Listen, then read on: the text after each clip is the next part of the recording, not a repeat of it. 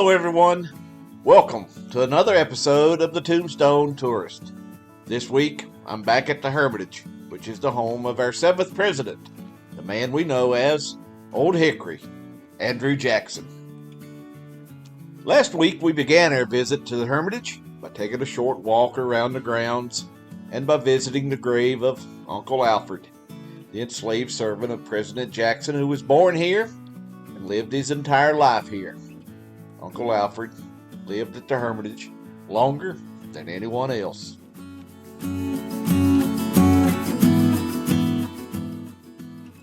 When Uncle Alfred died in 1901, he was buried in the Hermitage Gardens next to the tomb of President and Mrs. Jackson. Today, we're going to wrap up our visit to the Hermitage by visiting the final resting place of Andrew and Rachel Jackson, and a few other members of the Jackson family who are buried here in what we know today as Rachel's Gardens.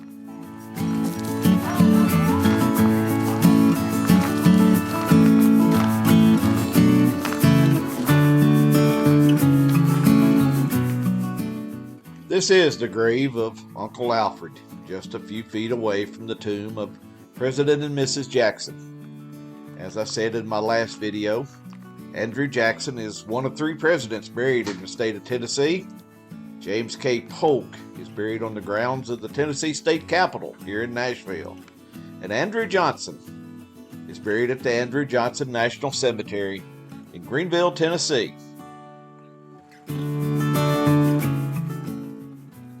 Andrew Jackson was born on March 15, 1767, in the Waxhaw settlement of North and South Carolina. His actual birthplace is in dispute, and today, both states claim him as a native son. Andrew's father died in February of 1767 in a logging accident just 3 weeks before Andrew was born. His mother, along with her 3 other sons, moved in with her sister and brother-in-law, Jane and James Crawford. It is believed that the future president was born at the Crawford home in Lancaster County, South Carolina, although there is conflicting information that he was born at an uncle's home just across the state line in North Carolina. His mother died when Andrew was only 14 years old, and he soon left the Waxhaw area, moved to Salisbury, North Carolina, where he studied law. He was admitted to the North Carolina bar in 1787 and was soon appointed the prosecuting attorney for the Western District of North Carolina, which would later become the state of Tennessee. After practicing law in North Carolina for a few years, Andrew moved west and settled at Fort Nashboro, which would later become the city of Nashville.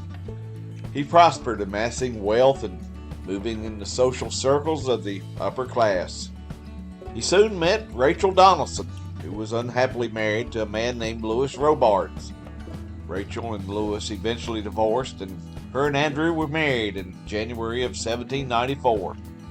Andrew and Rachel soon moved to a 640-acre plantation on Hunter's Hill near Nashville.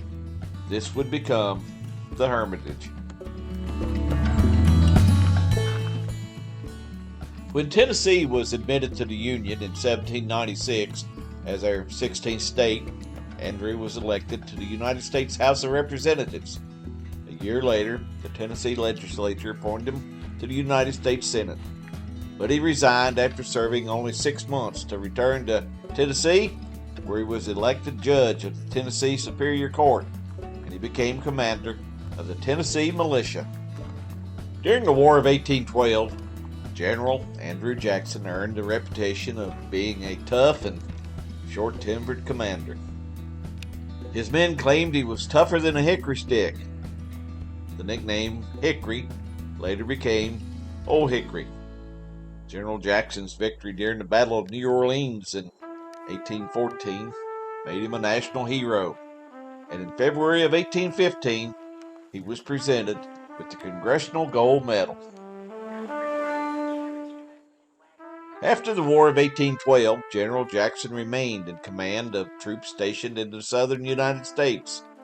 Under his command, Jackson's troops displaced and relocated thousands of Native Americans, including those of the Creek, Choctaw, Cherokee, and Chickasaw nations. This resulted in the United States obtaining tens of millions of additional acres. In 1817, Jackson became involved in the Seminole War when he invaded Spanish-controlled Florida. Since the United States had not officially declared war against Spain, Secretary of War John C. Calhoun wanted Jackson court-martialed for violating the United States Constitution. However, Secretary of State John Quincy Adams defended Jackson, and in 1819, Spain ceded Florida to the United States, and Jackson was cleared. After the Seminole War, General Jackson set about advancing his political career, and in 1824, he was one of 4 candidates for President of the United States, but he lost the race to John Quincy Adams. Jackson again ran for president in 1828, and this time, he defeated the incumbent John Quincy Adams in a landslide. During his 2 terms as president, Jackson and his cabinet were involved in several controversial events, including the relocation of the Cherokee from their native lands in the east to Indian Territory in present-day Oklahoma. This forced migration was known as the Trail of Tears. After completing his 2nd term, President Jackson retired to the Hermitage, which had been poorly managed during his absence. Much of his time was consumed with putting his personal affairs in order and managing the Hermitage. But he also found time to remain active in national politics. He was a supporter of James K. Polk for president. He was a huge supporter of Texas President Sam Houston, and he also lobbied for the annexation of Texas. President Jackson and Rachel had no children, but they did adopt Andrew Jackson Jr., who was the son of Rachel's deceased brother, Severin Donaldson. The Jackson also acted as guardians for the Donaldsons' other children, as well as a number of nieces and nephews. Rachel Jackson died suddenly on December 22, 1828, from a massive heart attack. She was laid to rest here in what President Jackson called Rachel's Gardens at the Hermitage. After serving 2 terms as president, Andrew Jackson lived his remaining years here at the Hermitage. In the early 1840s, President Jackson began to suffer a number of health problems, including heart failure and tuberculosis. President Andrew Jackson died here at the Hermitage at the age of 78 on June 8, 1845. He was laid to rest here next to his wife in Rachel's garden. There are a number of other members of the Jackson family buried in the gardens next to the tomb of President and Mrs. Jackson. This is the grave of President Jackson's adopted son, Andrew Jackson Jr., and his wife, Sarah York Jackson. Andrew Jr. managed the Hermitage while President Jackson was in Washington. He was not a very good businessman, and when President Jackson returned to the Hermitage in 1837, he found the plantation deep in debt. Even with the president holding tight reins on his adopted son, Andrew Jr. continued to make bad business deals, and by the time President Jackson died in 1845, Andrew Jr. was deep in debt. By 1856, Andrew Jr. was so deep in debt that he was forced to sell the Hermitage to the state of Tennessee.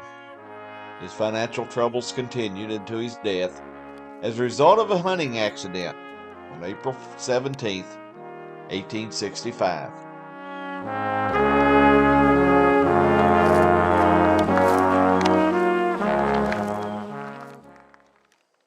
Well, this wraps up my visit to the Hermitage and the final resting place of President Andrew Jackson. If this is your first time here, I'd like to welcome you to my channel. Most of the content on this channel is cemetery related, so if you enjoy these types of videos, I hope you'll consider subscribing and be sure to ring that bell for notifications.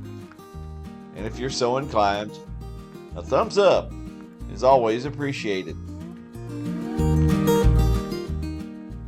Now, until next time, please remember, life is a wonderful journey.